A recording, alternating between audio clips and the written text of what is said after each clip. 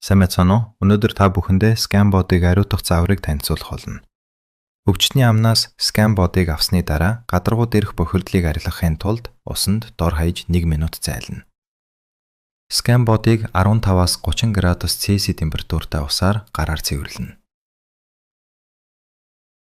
Зайсны дараа ScanBot-ыг энзимтэй цэвэрлэгээний уусмал дүүрнэ. Цэвэрлэгээний уусмал ба усны зөвсөн харьцаа нь 1-ийг харьцах 100-аас 200 байна. Шорооны суган дотор цус бүлэнлэхээс сэргийлэхийн тулд дор хаяж 10 минут дэвтэнэ. Дэвтээж байх үед шингэнийг зөөлөн хотгож эргүүлэн шорооны нүхийг илүү сайн цэвэрлэнэ. Үүнийг дэвтээх ажиллагаа дуусах хүртэл үргэлжлүүлнэ.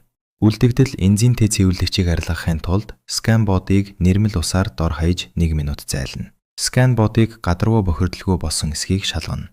Цэвэр шилхэхгүй ачуураар ScanBot-ыг арчиж бүрэн хатаана. ScanBot-ыг дагалдаж ирсэн халдаргүйжүүлэх хайрцагт байрлуулна.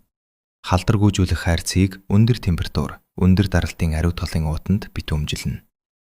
Дараа нь ариутгач төхөөрөмжөд хийж ариутгана.